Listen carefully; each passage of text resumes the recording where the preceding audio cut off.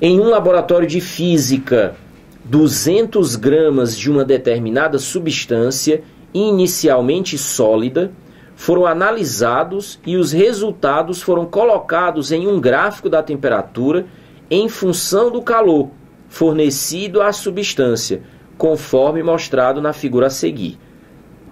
Admitindo que o experimento ocorreu à pressão normal, 1 atm, determine, respectivamente, o valor do calor específico no estado sólido em calorias por grama grau Celsius e do calor latente de fusão em calorias por grama dessa substância.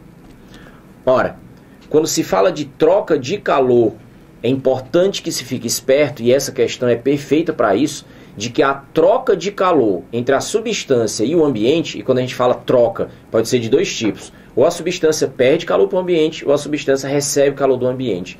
E é natural a gente pensar que, por exemplo, se a substância recebe calor, a temperatura dela vai aumentar. Mas perceba o que acontece, e esse gráfico é perfeito para isso. Repara, você tem o recebimento de calor contínuo pela substância, nesse caso medido em quilocalorias, e a comportamento da temperatura à medida que esse calor vai sendo recebido.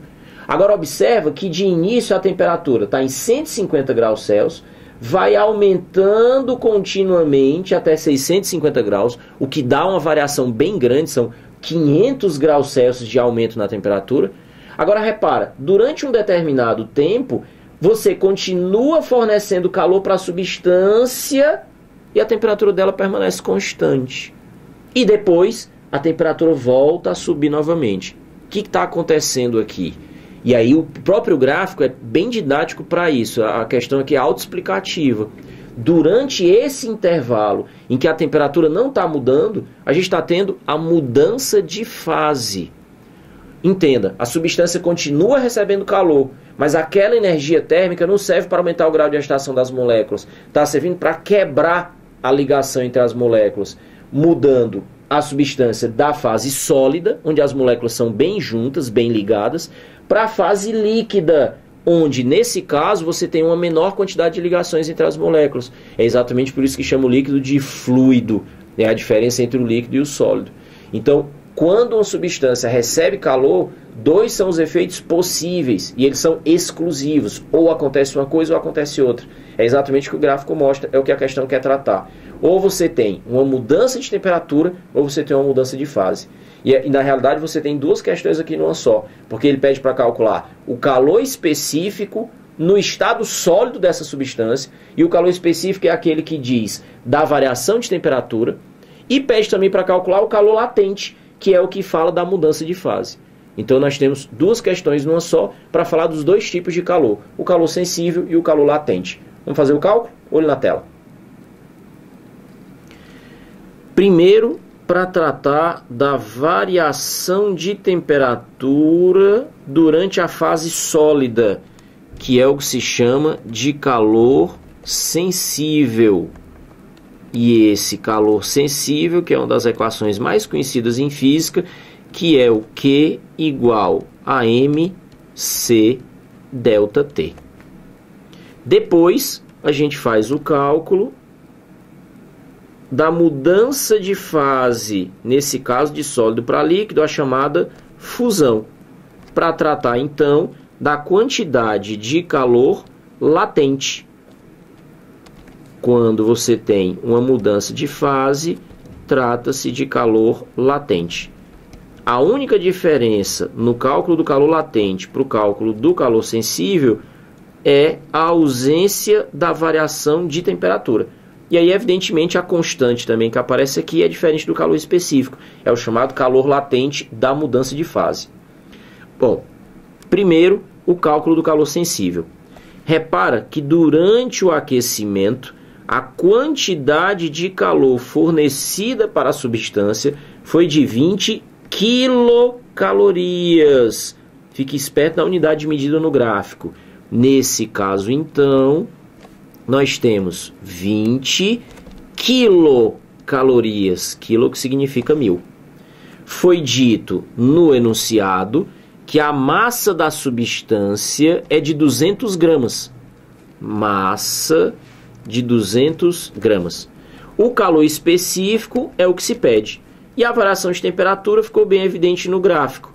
De 150 até 650 foi um aumento de 500 graus Celsius.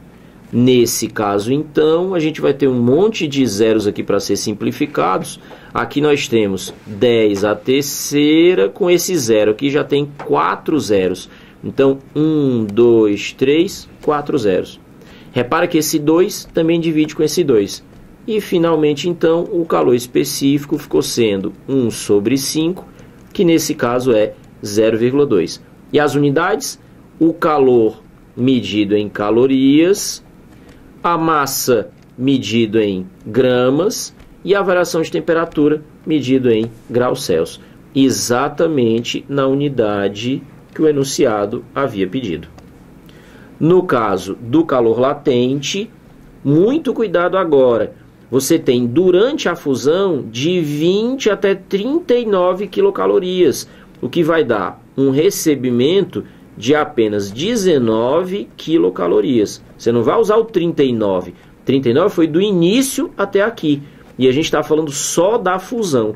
Nesse caso, então, 19 quilo, que significa 1000 calorias. Lembrando que a massa de substância é de 200 gramas, o que se pede é a constante que caracteriza a substância. Nesse caso, durante a mudança de fase, o chamado calor latente. Fazendo aquela simplificação dos valores aqui, 0, você tem 1000 dividido por 200, o que vai dar 5. De tal maneira que o calor latente de fusão, nesse caso, 19 vezes 5, vai dar 95. A unidade de medida, o calor medido em calorias e a massa medida em gramas. Mais uma vez, combinando com o que foi pedido no enunciado. Para marcar a resposta correta, então, se ele pede o calor específico em calorias por grama grau Celsius, nós temos 0,2.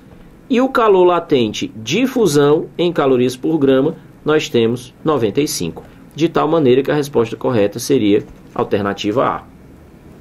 E antes da gente encerrar, o que é que vale a pena comentar aqui? De novo, se é uma questão sobre gráfico, presta atenção quais grandezas aparecem no gráfico e mais, qual a unidade de medida que acompanha aquela grandeza. Nesse gráfico específico, você repara que o calor não vem em caloria, o calor está em quilocaloria. E a falta daquele quilo no cálculo pode te fazer errar a questão. Inclusive porque você vê nas alternativas, tem valores aí que apenas é um deslocamento de vírgula. Uma outra coisa que vale a pena comentar. Na hora de você fazer o cálculo, uma coisa é a mudança de temperatura, outra coisa é a mudança de fase. Num caso a gente tem calor sensível, no outro caso a gente tem calor latente. No caso específico do calor latente, ainda tem um outro comentário para ser feito. Se o calor latente é aquele que atua quando você tem mudança de fase, são várias as mudanças de fase. Essa questão falava de mudar de sólido para líquido. Nesse caso, então, era o calor latente de fusão. Eu preciso sempre especificar calor latente de e dizer qual é a variação de temperatura. Porque eu poderia ter um processo, nesse caso, por exemplo, de ao invés da substância estar recebendo calor e derreter, ela perder calor e congelar. Então eu não teria uma fusão, eu teria uma solidificação. E por aí vai. Sempre que disser calor latente, tem que dizer qual é a variação qual é a mudança de fase que está acontecendo ali. Ok?